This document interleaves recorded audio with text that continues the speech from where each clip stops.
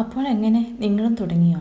പറഞ്ഞതുപോലെയൊക്കെ ദിവസം ഒരു ചെടി നടാനും അതുപോലെ ഓരോ ചെടികൾ റിപ്പോർട്ട് ചെയ്യാനൊക്കെ നിങ്ങളുടെ ഗാർഡനും ഭംഗിയാക്കാൻ നിങ്ങൾ തുടങ്ങിയോ എന്ന് കമൻറ്റ് ചെയ്യണം. അപ്പോൾ രാവിലെ ഇതാ ചെറുതായിട്ടൊന്ന് ചെടികളൊക്കെ നനച്ചു. നല്ല ചൂടത്ത് രാവിലെ ചെടികളൊക്കെ നനയ്ക്കുമ്പോൾ ചെടികൾക്ക് ഭയങ്കര ഹാപ്പിയാണ് കേട്ടോ. അപ്പോൾ നമുക്ക് ഇന്നും പതിവ് പോലെ ഒരു വലിയ പ്ലാന്റ് ഒന്ന് റിപ്പോർട്ട് ചെയ്യാനുണ്ട്. അപ്പോൾ ഈ ഒരു പ്ലാന്റ് എന്ന് പറയുന്നത് ജിഞ്ചർ ഇനത്തിൽപ്പെട്ടൊരു പ്ലാന്റാണ് കേട്ടോ. കറക്റ്റ് അതിൻ്റെ നെയിം എനിക്കറിയില്ല. ഒരു ജിഞ്ചർ ഇനത്തിൽപ്പെട്ടൊരു പ്ലാന്റാണ്. നല്ല ഭംഗിയാണ് അതിൻ്റെ ലീഫൊക്കെ കാണാനായിട്ട്. അപ്പോൾ അത് റിപ്പോർട്ട് ചെയ്യണം.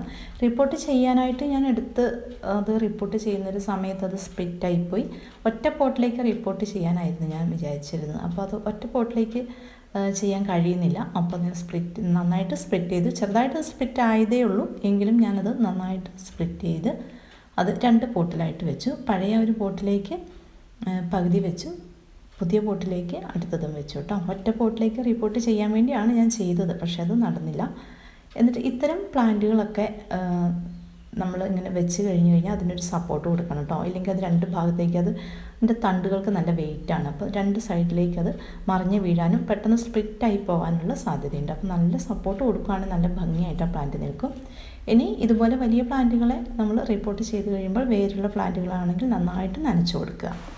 അപ്പോൾ ഇന്നത്തെ രാവിലത്തെ കാഴ്ചകൾ ഇതൊക്കെയാണ്. മറ്റൊരു നല്ല കാഴ്ചയുമായി നമുക്ക് അടുത്ത ദിവസം വീണ്ടും കാണാം.